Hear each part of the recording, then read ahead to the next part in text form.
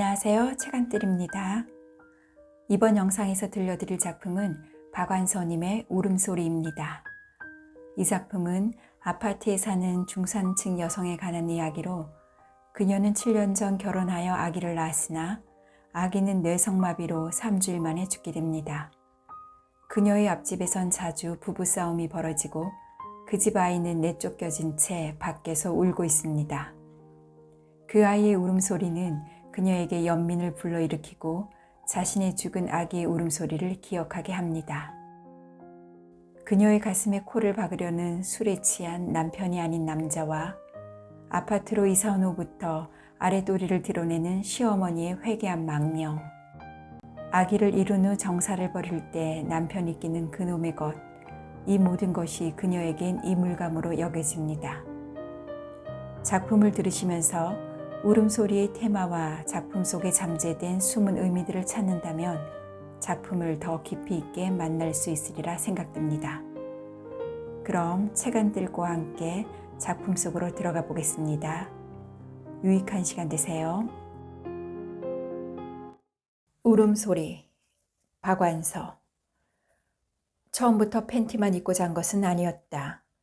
몸에 꼭 끼는 슬립이 그녀가 사철 입고 자는 잠옷이었다. 그녀는 닭살도 아니고 살집에 탄력이 없어질 만큼 늙지도 않았건만 남편은 맨살보다도 얇고 매끄러운 화학 섬유를 통해 그녀의 몸뚱이를 만지기를 더 좋아했다. 초저녁부터 묻어없더니 꿈속에서도 떼약볕속을 걷고 있었다. 온몸을 당근질 해대는 떼약볕은 싫은 느낌일 뿐 어디에도 빛은 보이지 않았다. 그늘을 기대할 수 없는 침침한 떼약볕속을 그녀는 처형에 순종하듯이 서두르지 않고 깨부리지 않고 한결같이 걸었다. 문득 자신의 입에서 새어나오는 신음소리가 그 비현실적인 떼약볕의 균열을 일으킬 만하면 암담한 열기는 괴물처럼 그녀의 목줄기를 눌러 못다한 소리가 온몸의 괴로운 경련으로 파문지게 했다. 이건 필시 악몽일 거라는 깨달음과 악몽을 뚫을 수 있는 방법은 자신의 예리한 비명밖에 없다는 생각은 어렴풋하면서도 확신에 찬 거였지만 몸 안에 가득 찬 소리를 밀어낼 힘은 번번이 미진해서 그녀는 헛되이 허이적댔다. 웬일인지 발밑마저 눅진눅진해지면서 걸음은 점점 더 지지부진하고 고통스러워졌다. 어느 틈에 더욱 농밀해진 열기가 눅진눅진해진 아스팔트와 야합해서 콜타르처럼 끈끈한 용액을 만들고 있었다.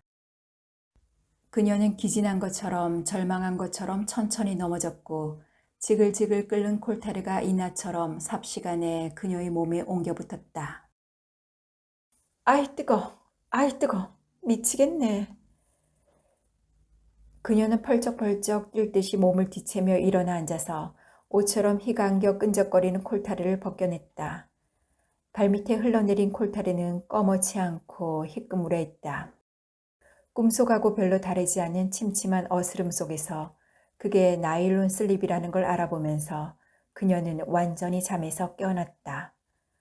장결의 슬립은 벗어버렸지만 온몸이 진이라도 날 것처럼 끈끈했고 전무덤 사이론 땀이 지렁이처럼 꿈틀대며 흐르는 게 느껴졌다.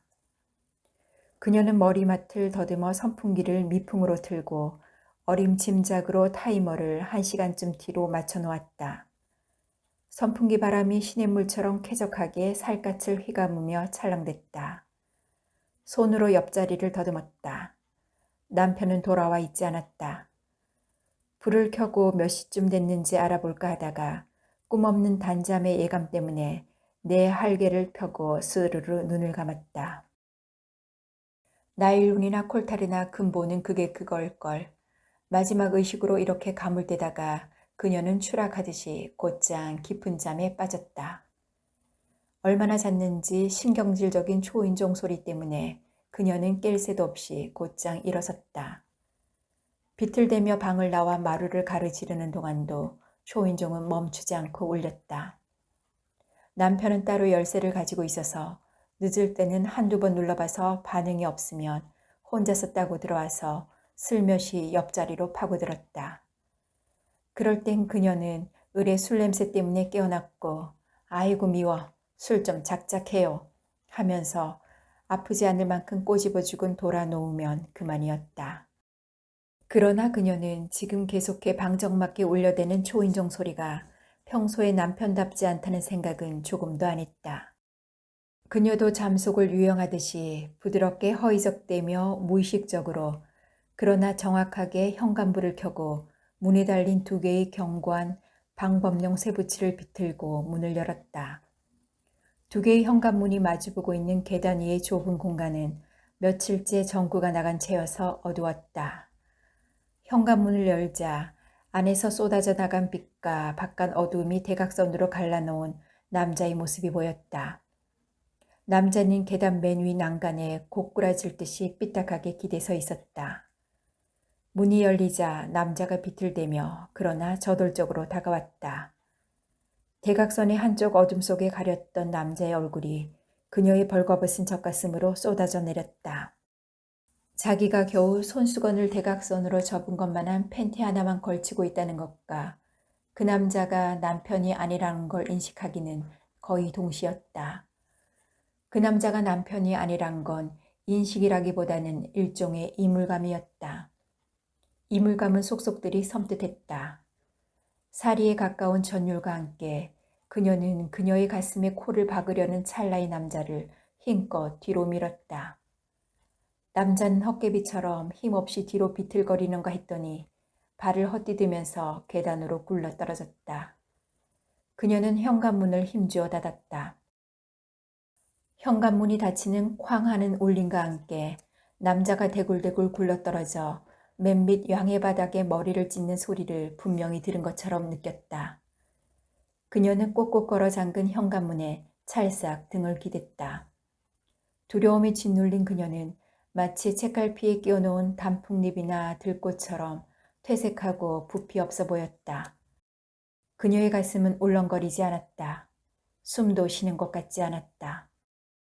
청각만이 과민하게 살아서 현관문 닫히는 쾅 소리에 섞여서 사라진 쾅 소리하고는 다른 소리를 가려내서 반복해서 듣고 있었다. 이게 무슨 소리더라? 반복해서 듣는 사이에 그 소리는 자꾸만 커졌다. 마침내 그것은 뻥하고 고막을 찢도록 엄청난 소리가 되면서 남자의 두개골이 파열하는 소리였다는 결론에 도달했다. 남자는 죽었을 것이다. 내가 그 남자를 죽였다. 그녀의 추리가 틀림없다는 걸 뒷받침해 주듯이 문 밖은 그냥 고요했다. 추리가 마침내 더 이상의 나쁜 상태를 생각할 여지가 없을 만큼 극한에 이르자 그녀는 되려 쉽사리 정상으로 돌아왔다. 안방으로 돌아가려다 말고 부엌에 들러 냉장고에서 콜라를 한 병 꺼내 따서 일부러 벌컥벌컥 소리가 나게 마셨다. 목이 타서가 아니라 부엌방에서 잠든 시어머니 동정을 살피기 위해서였다. 망령이 난 시어머니는 여간 고나게 잠든 때 아니면 누가 무얼 먹는 기척에 귀가 비상하게 밝았다. 그녀는 일부러 병따개 유리컵 따위를 소리내어 부딪히면서 초년, 초앙큼한 년이 시애미 몰래 군입정작질 하는 것 좀 봐. 아이고 배고파. 아이고 속 쓰려. 시애미는 배고라 죽건 말건 제년 입만 하는 이 몹쓸려나 내년이 그지 안 받을 줄 알고 하는 악담이 새어나오길 기다렸다. 그러나 부엌방에선 인기척조차 나지 않았다. 꼭 죽은 사람처럼 꼼짝 않고 숨소리조차 잦아든 것처럼 보이는 게 시어머니가 어쩌다 깊이 잠들었을 때의 모습이었다. 그렇게 곤히 자고 난 시어머니는 한결 해맑아져서 저승에 갔다 온 것만 지나쳤자야 하고 어눌하게 묻곤 했다. 아무도 본 사람은 없다. 그 남자와 나는 생판 모르는 사이다. 따라서 원한 관계가 있을 리 없다. 그 남자는 술에 곤드레가 되어 있었다. 술에 안 취했어도 조금만 정신 놓고 있으면 동이나 입구를 헷갈리기 십상인 게 아파트 단지의 구조다. 실족사가 아니라고 우길 만한 반증도 증인도 없다. 따라서 그는 실족사다. 그녀는 이렇게 한밤에 일어난 사건을 감쪽같이 마무리 지었다. 그리고 안방으로 들어가 장결에 벗어던진 슬립을 주워 입을까 하다가 깨적지근해서 새로 갈아입었다. 모든 게 감쪽 같거든. 그녀는 일부러 소리내어 중얼거렸다. 그러나 그녀의 가슴으로 쏟아져 내리던 이 물감마저 감쪽 같다고 자기를 속일 수는 없다는 걸 알고 있었다. 그 남자의 얼굴이 어떻게 생겼는지도 무엇을 입고 있었는지도 생각나지 않았지만 그가 남기고 간 이 물감은 엄청나고도 생생했다. 그녀는 두려워하고 있었다. 앞으로 그녀를 거쳐간 그 이물감을 감쪽같이 없었던 것으로 하고 살아갈 일을 스스로 잘못해서 뱃속에 넣고 꿰맨 핀셋이나 가위처럼 그 이물감은 그녀의 몸속에 끝끝내 남아서 문득문득 무슨 병괴를 부리고 해를 끼칠 것만 같았다. 남편은 아직도 돌아오지 않았다. 마루의 개종시계가 땡 하고 한 번 울렸다. 그 시계는 1시에도 한 번 울리지만 30분에도 한 번씩 울렸다. 지금 1시일 수도 11시나 12시 반일 수도 있었다. 물론 새벽 3시나 4시 반일 수도 있었다. 이물감에 대한 두려움을 몰아내려고 그녀는 장결에 냄새만 맡아도 편안해지는 남편에 대해서만 생각하려 들었다. 그러나 7년 동안이나 같이 산 남편의 얼굴이 좀처럼 떠오르지 않았다. 남편은 채취마저도 순수하지 않았다. 그의 냄새에는 채취보다도 담배와 술 냄새가 더 많이 섞여 있었다. 그러나 담배와 술만으로 그의 냄새를 만들 수는 없다. 그의 냄새는 채취와 담배와 술을 배합해서 된 것이고 그 비율은 그만의 독특한 것이다. 나는 그 비율을 수치로 나타낼 수는 없지만 느낌으로 즉각 정확하게 알 수 있거든. 그녀는 이렇게 구차하게 자신을 위로했다. 그리고 창가에 쭈그리고 앉았다. 앞동에 불빛이 대여섯 개 남아 있었다. 입구가 5개 달린 5층 아파트니까 한 층에 10가구가 5겹으로 포개 사는 걸로 계산하면 50가구가 된다. 10집에 하나꼴로 수험생이 있는 걸까? 아니면 새벽밥을 짓는 불빛일까? 새벽밥을 짓는 불빛이라면 곧 날이 밝아오련만 그럴 리는 없지. 남편이 외박을 한 적은 한 번도 없었으니까. 어쩌면 7년 동안에 단 한 번의 외박도 없었을까. 그녀는 별것도 아닌 것으로 남편에게 끈끈한 연민을 느꼈고 그녀만이 아는 남편의 냄새가 그리워서 목이 탔다. 어느 틈에 앞동의 불빛이 4개로 줄었다. 그러면 그렇지. 새벽이 아니라 오밤중일 거야. 아파트 동과 동 사이에 서린 어둠의 부피만 가지곤 도저히 오밤중인지 첫새벽인지 분간할 수가 없었다. 아, 여름밤은 짧거든. 그녀는 의미 없는 탄식을 하며 다음 시계 소리를 놓칠까봐 귀를 곤두세웠다. 그리고 쭈그리고 앉은 채 무릎 위에 뺨을 포개고 엎드렸다. 옅은 꿈속에서 문 밖의 남자를 빛과 어둠으로 양분했던 사선을 따라 톱질하는 꿈을 꾸었다. 끔찍한 꿈이었다. 그녀는 문 밖의 남자가 죽지 않았다는 걸 알고 있었다. 그녀는 벼랑간 어깨를 들먹이며 울기 시작했다. 찝찝한 눈물이 그녀의 입기로 흘러들었다. 정화의 쾌감 같은 게 그녀의 울음을 마냥 끌게 했다. 눈물이 마르고 울음소리마저 잉잉대는 곤충의 날개짓처럼 허공에 맴돌 때 그녀는 분명히 자신의 것이 아닌 어떤 울음소리를 들은 것처럼 느꼈다. 그녀는 무엇에 찔린 것처럼 화들짝 놀라면서 단박 울음을 그쳤다. 그 아이가 또 내쫓겼군. 이번엔 안 돌봐줄 테야. 그 대먹지 않은 것들을 고발을 해서라도 버릇을 가르쳐 놓아야지.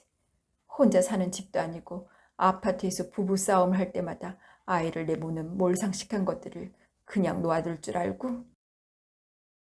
이렇게 중얼대며 분연히 일어난 그녀는 곧장 현관으로 달려나갔다.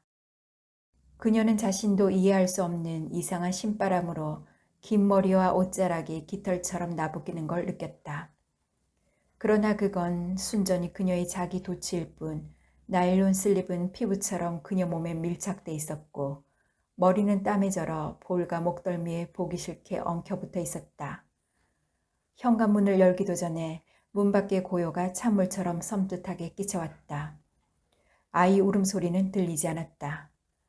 부부싸움 소리도 들리지 않았다.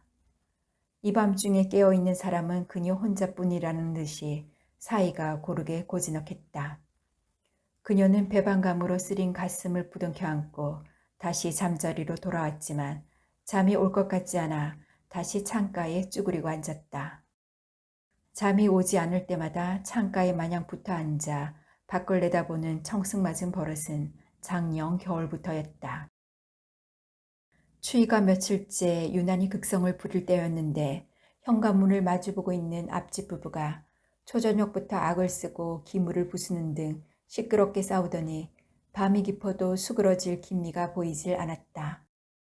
계단을 사이로 둔 앞집이란 비록 현관문은 제일 가까운 사이라지만 등을 맞대고 있는 옆집끼리 수돗물 트는 소리, 설거지하는 소리까지 들리는 것과는 다르게 소리로서는 서로 무관한 사이였는데 그렇게 시끄러운 걸 보니 대단히 열렬한 싸움인 것 같았다.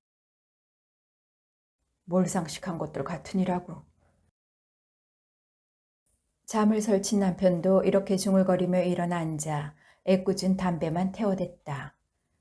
그러나 그녀는 이웃의 열전이 무슨 영문인지 모르는 채 흥미진진했다.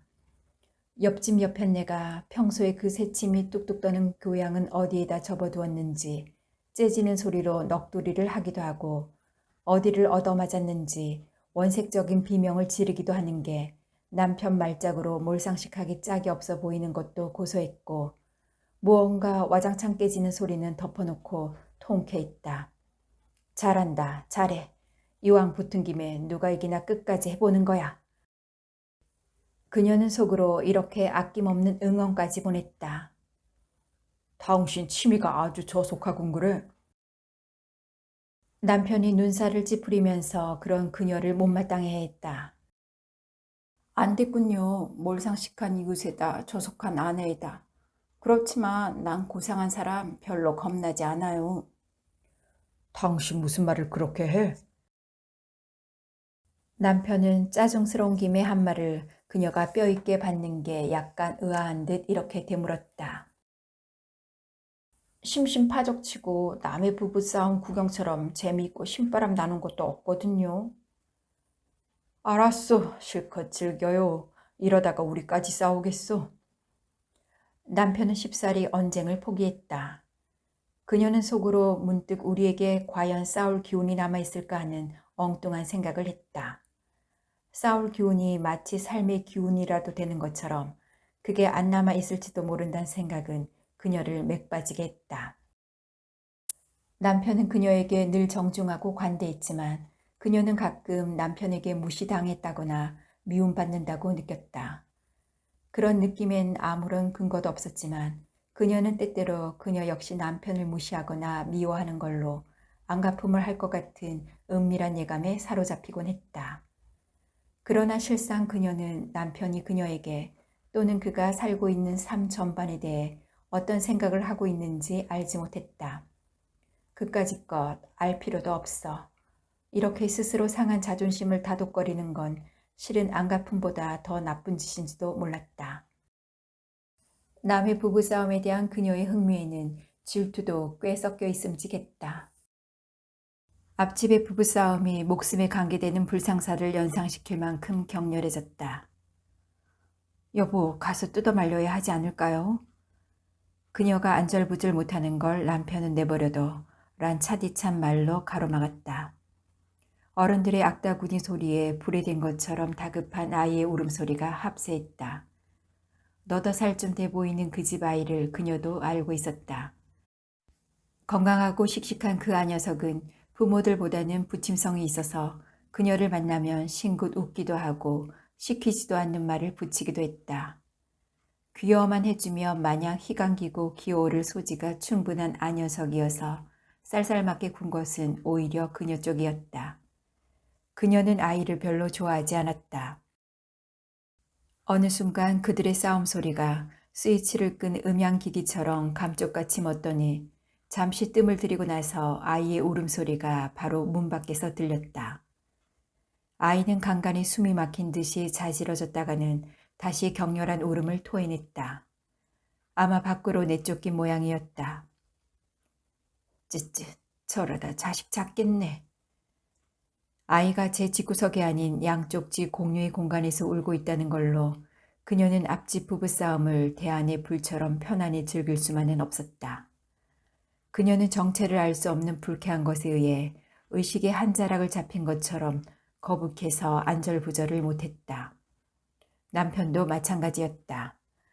남편의 관자놀이에 그렇게 굵은 힘줄이 있다는 걸 그녀는 처음 알았고 남편이 곧 그녀가 도저히 이해할 수 없는 기발한 행동으로 옮겨갈 것 같아 조마조마했다.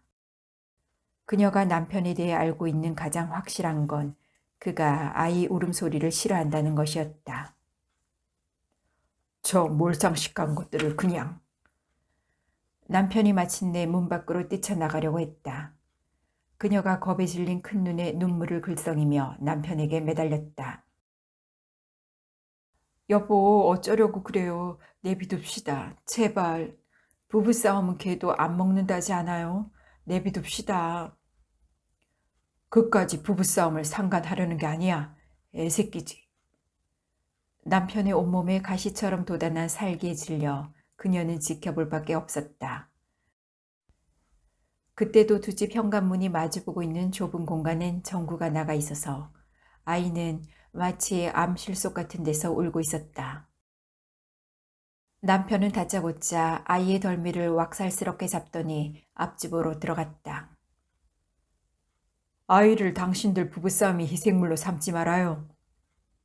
살기등등한 태도에 비해 그의 입에서 나온 말은 너무도 상식적인 훈계여서 그녀도 하마터면 픽 웃을 뻔했다.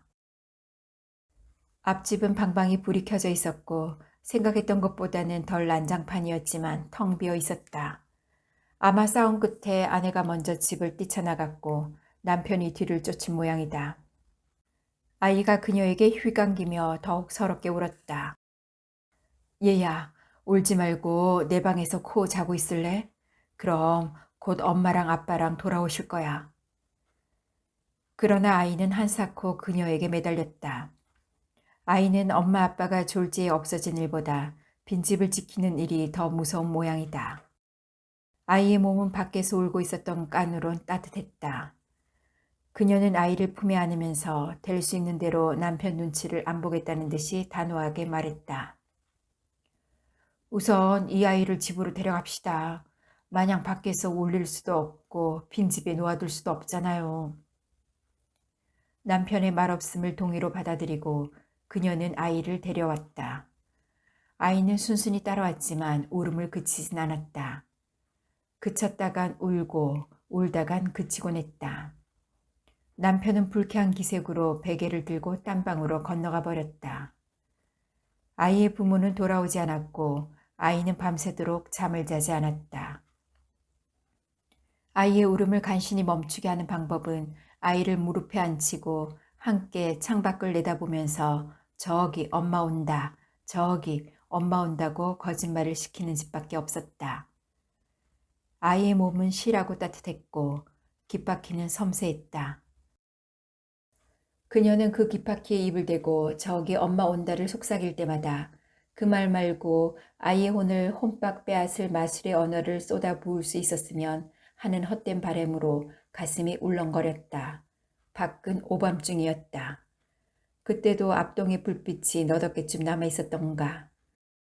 사람의 그림자가 끊긴 깜깜한 어둠을 아이는 용케도 저기 엄마 온다는 희망을 버리지 않고 줄기차게 응시하고 있었다. 그녀는 아이의 무게에 다리가 저려 자주 고치 않았다.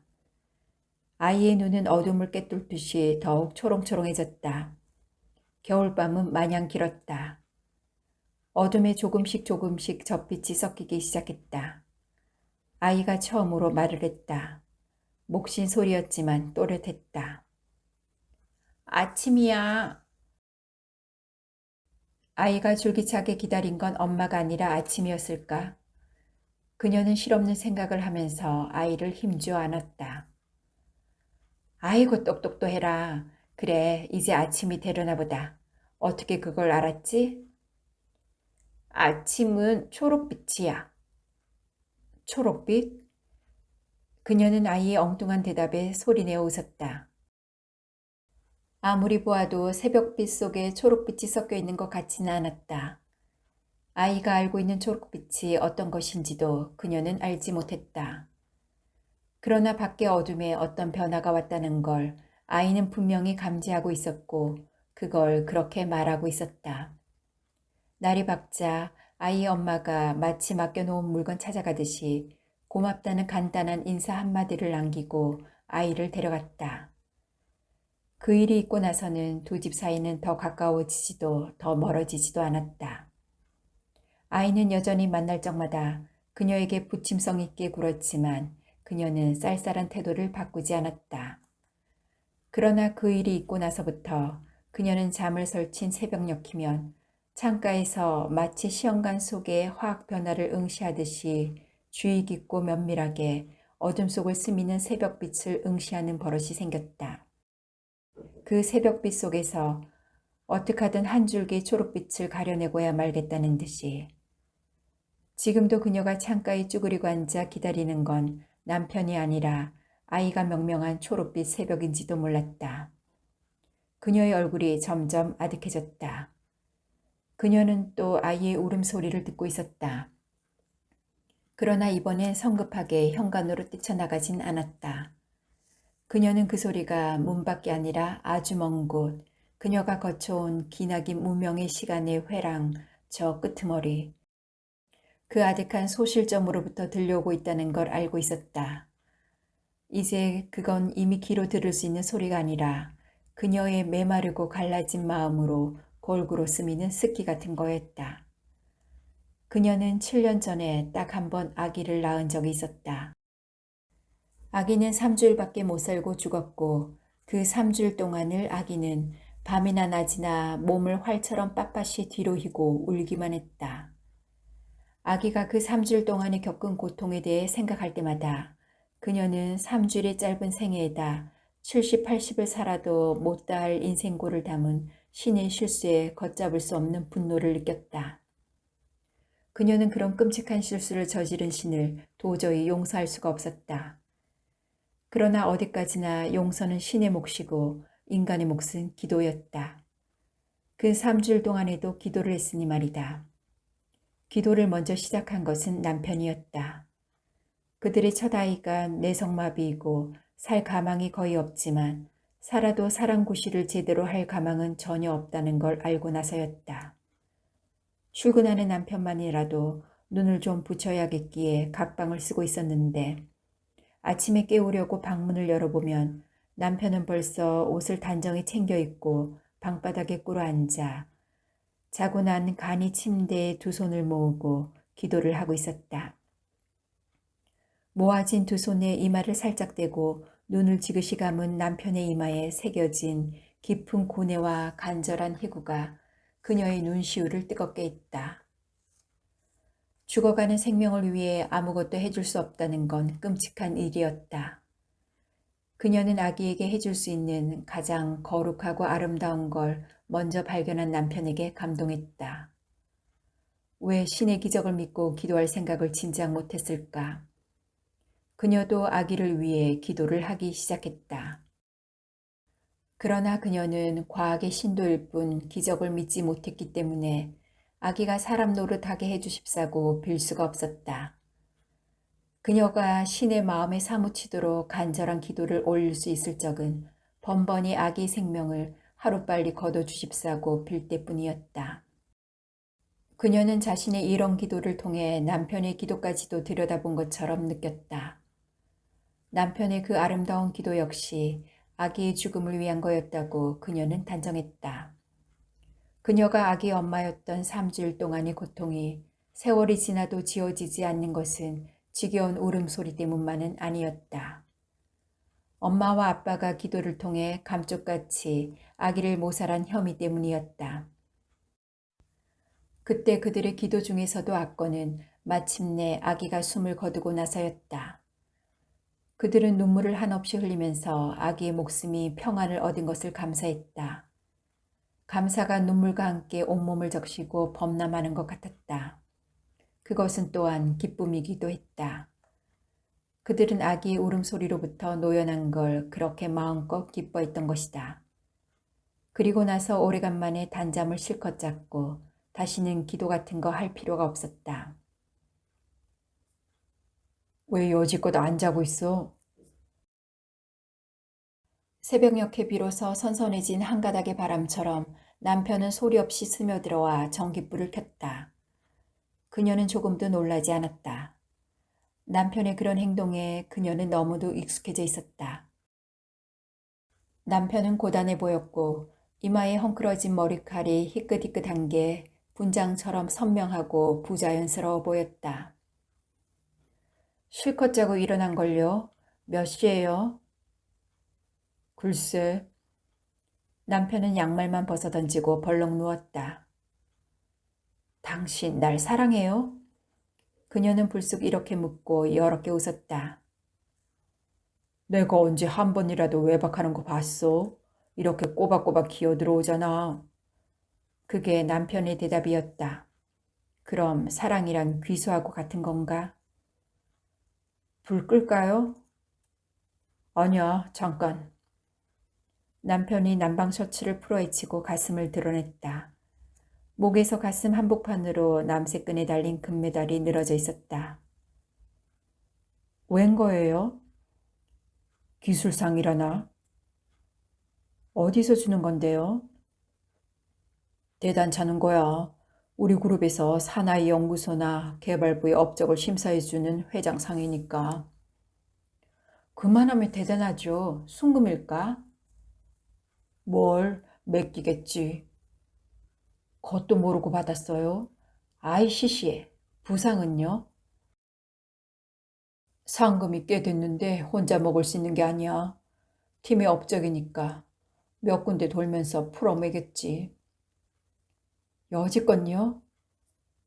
그래도 아직도 좀 남았을 거야. 그건 당신 몫이야. 이 메달도. 남편이 메달을 풀어놓았다. 메달엔 구름 마크인 드립다 달리고 있는 사나이가 양각돼 있었다. 한 양쯤 되겠는데 순금일까? 그걸 팔아먹을 일은 아마 안 생길 테니 순금이거니 하구려. 그렇게 순금이 좋으면 말이야. 남편이 늘어지게 하품을 했다. 마흔도 안 돼 머리가 새다니. 남편은 그가 밖에서 종사하고 있는 반도체 기술 개발이란 것에 대해 머리가 셀 노릇이란 정도 이상의 말해준 적이 없었다. 당신이 한 일이 대단한 일인가요? 대단하긴 외국에 비해 10년 넘어 뒤떨어진 기술 격차를 한 5년쯤으로 줄인 정도지 뭐. 어떤 일인데요? 남편이 말없이 머리맡에 성냥갑을 끌어당겼다. 담배를 피우려는 줄 알았더니 성냥개비를 잘게 토막내서 다시 가늘게 가르더니 그걸 손바닥에 올려놓고 말했다. 요만한 부피 속에 서울시보다 조금 작은 도시가 안고 있는 도로망, 통신망을 수많은 회로로 압축해 집어넣는다면 무슨 소린지 알겠소? 그녀는 대답 대신 고개를 저었다. 초극미한 세계에 대한 경탄보다도 불가해한 것에 대한 이물감이 오한처럼 기분 나쁘게 그녀를 엄습했다. 그녀는 다시 한번 장결의 문을 열어준 낯선 남자의 얼굴이 그녀의 벌거벗은 몸으로 쏟아져 내려올 때의 이물감을 싱싱하게 되살려내면서 진저리를 쳤다. 그녀는 남편에게 그 이야기를 털어놓고 싶었다. 죄책감 같은 건 없었다. 그 작은 사건은 잘잘못을 가릴 만한 일도 못 된다. 그러나 누군가에 의해 위무받고 싶었다. 그녀는 그녀가 경험한 한밤의 이상한 이물감을 시간이 지나면 저절로 잊혀질 사건이 아니라 집요하게 늘어붙어 번식할 세균성의 화근처럼 느꼈기 때문에 누가 그럴 리가 없다고 말해주길 바랐다. 여보, 자지 말고 얘기 좀 해요. 그녀는 남편에게 몸을 밀착시키면서 콧소리를 냈다. 남편의 손길이 나일론 슬리비로 그녀의 가슴을 익숙하게 더듬자 그녀는 그의 냄새에 코를 벌렁거리면서 그의 취기를 가늠했다. 밤새도록 마신 깐으론 그의 냄새 속에 알코올 농도는 진한 편이 아니었다. 그러나 남편은 그녀를 밀어내고 돌아놓으면서 말했다. 오늘은 안 되겠어. 그놈에게 떨어졌거든. 그놈에게란 남편이 피임을 위해 쓰는 기구를 가리키는 말이었다. 그들의 아이가 죽은 후 그들은 다시는 아이를 갖지 않기로 하고 있었다. 말로 그러자고 약속한 바는 없지만 이신점심의 묵계처럼 돼 있었다. 그들의 사랑의 행위가 만들어낸 최초의 작품이 내성마비하였다는 걸로 그들은 그 행위의 생산성을 저주했고 철저히 배제하려 들었다. 그들은 그 점 마음이 딱 들어맞는 부부였다. 그들은 그 아기를 이룬 후 한 번도 그놈의 것을 사용하지 않고 몸을 섞은 적이 없었다. 그녀의 몸의 리듬이 그놈의 것 없이도 생산성이 없는 시기에도 그들은 그놈의 것의 사용의 중단을 고려하지 않을 만큼 철저했다. 돌아놓은 남편은 일부러 그러는 것처럼 곧 코고는 소리를 냈다. 남편의 착각이 억울했지만 해명할 기회가 없었다. 그녀는 그녀가 오랜 세월 의심할 여지 없이 편안하게 길들여온 남편의 냄새에 의해서라도 그 기분 나쁜 인물감을 희석해 보려는 듯이 남편의 등에 몸을 밀착시켰다. 그러나 남편의 착각이 억울한 나머지 여지껏 되풀이해온 부부간의 그 일조차 무수한 착오의 반복이었을 뿐이란 생각이 들었다. 여름날은 서둘러 밝았다. 단지 내 녹지대의 푸르름이 아침에 싱그럽게 반짝이고 있었다. 아이의 눈이 본 초록색이란 어둠에 묻힌 저 초목과 잔디의 푸르름이 아니었을까. 그럴 리는 없다. 그때는 겨울이었는걸. 그녀는 아이의 눈이 본 초록색이 사실적인 빛깔이 아닐지도 모른다고 생각하다가도 간간히 그런 궁금증을 느끼곤 했다. 그러나 그 애 녀석을 생각할 때마다 엄습하는 새롭고도 감미로운 그리움은 그녀 자신에게도 비밀이었다. 부엌으로 나온 그녀는 먼저 부엌방의 기척부터 살폈다. 밤사이에 시어머니가 죽어 있을지도 모른다는 기대는 매일매일 새롭고도 독한 쾌감을 동반했다. 그러나 그녀는 그 쾌감에 너무 오래 탐닉하길 삼가고 찬 우유를 한 컵 받쳐들고 방문을 열었다. 시어머니가 희고 단단한 이를 활짝 드러내고 웃었다. 틀린 줄 번연히 알면서도 그 건강함에 그녀는 공포감을 느꼈다. 그녀는 우유로 시어머니를 달래면서 요위에 깐 호청으로 싼 비닐을 걷어내고 새 것으로 갈았다. 방에 요강이 있건만 노망난 노인은 오줌을 싸기도 하고 누다가 흘리기도 해서 방에선 늘 진한 지린내가 났다. 노인의 망령은 그뿐이 아니었다. 여름이나 겨울이나 웃돌이만 입고 하체는 벌거벗고 살았다. 기저귀라도 채워서 흉한 부분만이라도 가려주려도 막무가내였다. 워낙 고령이기 때문이기도 했지만 막내 아들 하나만 남고 여러 자녀가 이민을 가기도 하고 먼저 세상을 뜨기도 하는 바람에 받은 충격으로 망령기가 생긴 건 벌써 오래전부터였다. 그러나 남 부끄러운 데를 부끄러운 줄 모르고 드러내 보이려는 회개한 망령은 아파트로 이사를 오자마자부터였다.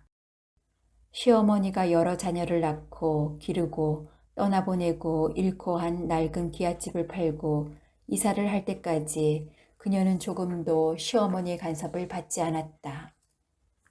노인에겐 이미 그런 일을 간섭할 권리가 없었지만 환경의 변화가 아무런 충격이 될 수 없을 만큼 정신이 망가져 있었다. 그러나 이삿짐을 다 부리고 나서 나중에 택시로 모셔온 노인은 아파트를 쳐다보고는 너무 큰 집을 샀다고 놀랐고 그 큰 집을 통째로 다 쓰는 게 아니라는 걸 알자 고래고래 소리를 지르며 소동을 부렸다. 싫다. 난 싫다. 내가 왜 영감이 물려준 버젓한 내 집을 두고 이 아래 위 주랭랑 같은 셋집에 드냐. 들길. 아이고 망했구나 망했어. 며느리가 잘못 들어와 집안이 망해도 분수가 있지. 다 늦게 온 채 셋집도 아니고 주랭랑에 새를 들다니. 이렇게 넋두리를 하면서 아랫도리를 홀랑 벗길래 심술을 그렇게 부리는 줄만 알았었다. 그러나 노인의 기억에서 귀갓집의 추억이 말끔히 사라지고 나서도 아랫도리를 벗는 망령은 나아지지 않았다. 벗은 아랫도리 때문에 그녀는 남편과 시어머니 사이를 철저히 차단하지 않으면 안 되었다. 그녀도 가끔 시어머니가 아들의 얼굴을 기억하고 있을까를 의심하기도 했다. 그렇다고 시험 삼아 모자를 대면시킬 수도 없었다. 누구만 보면 더욱 치부를 활짝 드러내 보이고 싶어 하기 때문이었다. 그런 회개한 망령을 부리기 전까지만 해도 남편은 어머니에게 극진한 효자여서 말동무가 되드리기도 하고 연실을 손수 숟갈로 파서 입에 넣어드리기도 했었다. 그러나 회개한 망령 때문에 시어머니는 아들의 효성은 물론 모든 타인과의 관계에서 완전히 고립되어 오로지 그녀 하나만을 상대했다. 그녀마저도 대인 관계라기보다는 외부와의 관계를 차단하는 담벼락일 수도 있었다. 수치감이 제거되었음에도 불구하고 시어머니의 치부는 음습하고 쓸쓸했다. 그녀는 그곳을 대적할 적마다 남편이 그곳으로부터 태어났다는데 혐오감과 굴욕감을 느꼈다. 그녀는 남편에 대한 그런 느낌이 매일매일 자신의 내부에 쌓여가고 있다는 걸 참을 수가 없었다. 시어머니가 그곳을 허구한 날 드러내놓고 사는 건 아들에 대한 모독일 뿐 아니라 인간에 대한 악랄한 능멸이란 생각까지 들었다. 아, 그녀는 시어머니 방에서의 아침의 일과를 치르면서 그 모든 굴욕감을 이렇게 신음했다. 그 굴욕감은 그녀에게 아직도 살아있는 자신에 대한 일말의 호감마저도 잠시 갈 것 같다. 시어머니의 아침 시중만으로도 그녀는 기진맥진했다. 호청을 빨아널고 나니까 남편이 일어났다. 남편은 그녀가 그 일로 얼마나 신경과 체력을 소모한다는 걸 알기 때문에 거의 시중을 시키지 않았다. 남방 셔츠를 다려놓지 않아 호줄근에도 말이 없었고 아무리 술을 많이 마신 다음 날에도 해장국 한 번 끓여달라지 않았다. 몸보신을 바칠 나이도 됐건만 그 흔해 빠진 당근즙이나 들깨차 한 번 얻어먹은 적이 없었다. 아침엔 손수 찬 우유를 꺼내 마시고 날달걀을 깨뜨려 먹으면 그만이었다.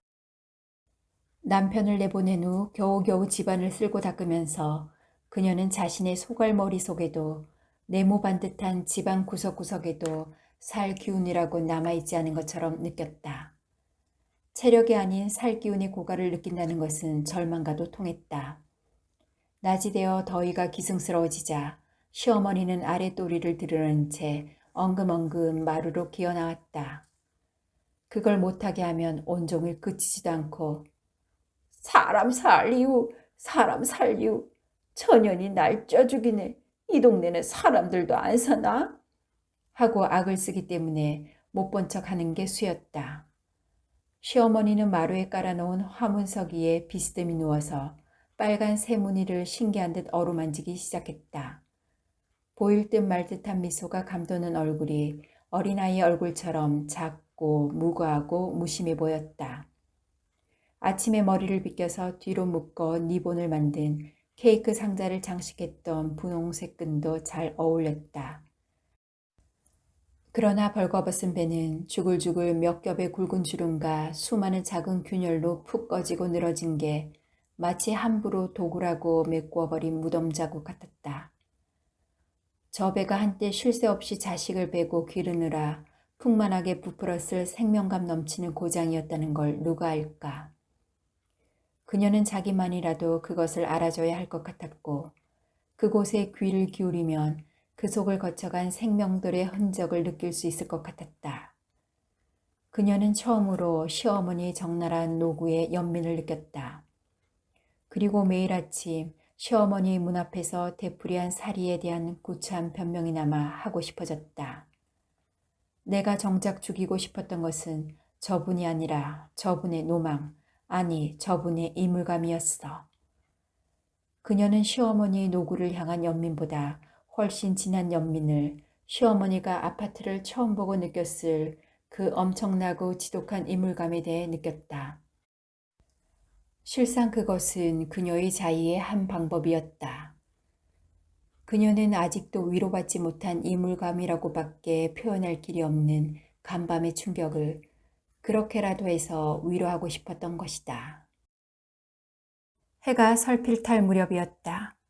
그녀는 창거리를 사려고 시장 쪽으로 가면서 무심히 지나친 어린이 놀이터로 황급히 되돌아왔다. 아이 우는 소리를 들은 것처럼 느꼈고 앞집 아이가 어딘지 몹시 다쳤다고 생각했다. 그러나 아파트 그늘이 길게 드리워서 서늘해진 놀이터의 아이들은 하나같이 놀이에 열중해 간간히 즐거운 환성을 지르는 아이는 있었지만 우는 아이는 없었다. 그녀는 괜히 허전해하면서 아이 하나하나를 뚫어지게 바라보았다. 역시 앞집 아이는 보이지 않았다. 그녀는 꿈을 꾸고 있는 것처럼 초점 없는 눈으로 멍하니 서 있었다. 벤치에 앉아서 아이를 보면서 바람을 쐬고 있던 여자들이 느닷없이 킬킬대며 허리를 잡았다. 그래서 어떻게 됐어? 어떻게 되긴 뭐 어떻게 돼. 생각나는 건 여자의 젖가슴밖에 없다는 걸 더 족쳐봤대 짜지 뭐. 정작 그 아랫 못 봤대? 몰라. 봤으면 봤다고 실토를 하겠어? 그 여자 젖가슴 한번 대빵 크더란 소리도 술김에서 안걸. 어떤 여자일까? 어느 동에 사는 누굴까? 아무리 한여름이라지만 벌거벗고 자는 여자면 알 줄 아냐? 나가는 여자 아니면 세컨드겠지. 참, 우리 아파트에 세컨드 많이 산다고 소문이 자자해.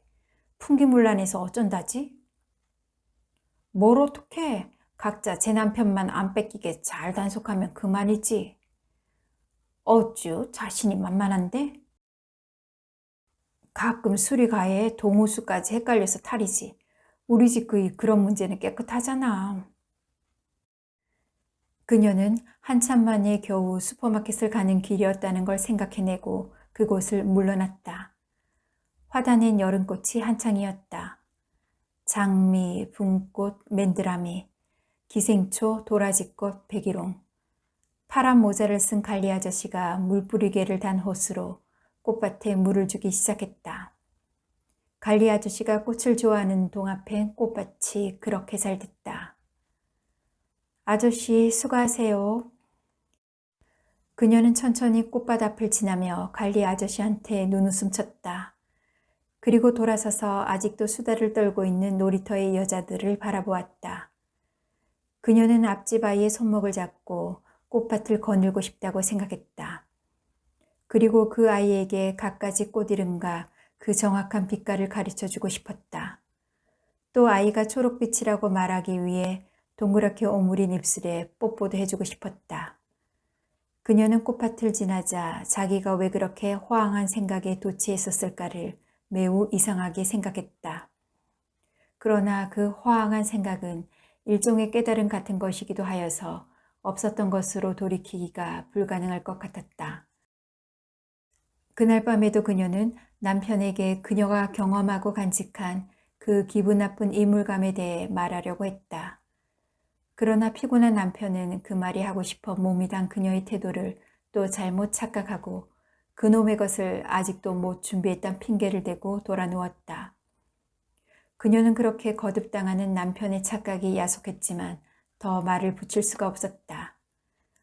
그녀의 조바심은 다음날 아침까지 남아있어서 그녀의 태도를 매우 불안하게 했다. 남편은 또 무슨 착각을 했는지 오늘은 그놈의 것을 꼭 사가지고 오마고 일방적인 약속을 하고 출근했다. 며칠 그러는 동안 그녀의 이물감에 대한 혐오감은 날로 심해져서 혼자서 헛구역질이 날 때도 있었다. 그렇게 며칠을 끌고 나서야 남편은 드디어 그놈의 것을 사가지고 들어왔다. 얼큰이 취한 남편은 늦어진 채무에 대한 변명처럼 이렇게 말했다. 암만 해도 맨정신으로 그놈의 것을 사긴 좀 못해서. 7년 동안 충분히 타성화된 애무 끝에 드디어 그놈의 것으로 경과무장을 한 그의 뿌리를 그녀가 받아들여야 할 차례가 되었다. 그녀는 그놈의 것을 생전 처음 보는 것처럼 그러나 부끄러워하지 않고 똑똑히 바라보았다. 엉뚱하게도 요 며칠 동안 그녀에게 이 기분 나쁜 이물감을 일으킨 것의 정체가 바로 그놈의 것이었던 것처럼 그녀 내부에 앙금처럼 침전됐던 혐오감이 아우성치며 들고 일어나 극대화되는 걸 느꼈다. 잠깐만 여보, 잠깐만. 그녀는 순간적으로 그 일을 늦춰야 된다고 생각하면서 다급하게 부르짖었다. 그와 거의 동시에 남편도 잠깐만 여보, 잠깐만 하면서 표정이 벼랑간 부드럽고 아득해졌다. 여보, 들어봐. 아이 우는 소리가 들리잖아? 남편이 이렇게 다정하게 속삭였다. 그러고 보니 정말 아이 우는 소리가 들리는 것 같았다. 그러나 문 밖은 아니었다.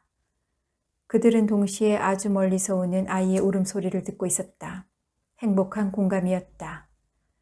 아이는 그들이 같이 걸어온 아득한 시간의 회랑 저 끄트머리쯤에서 울고 있었다.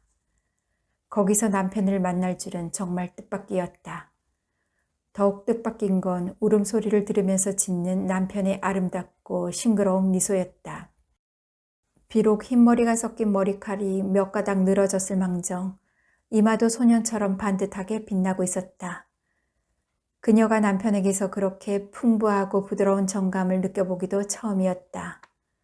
마치 빌로드에 쌓인 것처럼 안락했다. 그리고 행복했다. 이제야말로 망설여서는 안 될 것 같았다. 그리고 정직해져야겠다. 그녀는 자신 있게 남편의 뿌리가 잇고 있는 그 흉측한 이물질을 벗겨냈다. 정력보다도 훨씬 집요하고 세찬 생명의 갈구가 그녀를 무자비하게 비틀었다.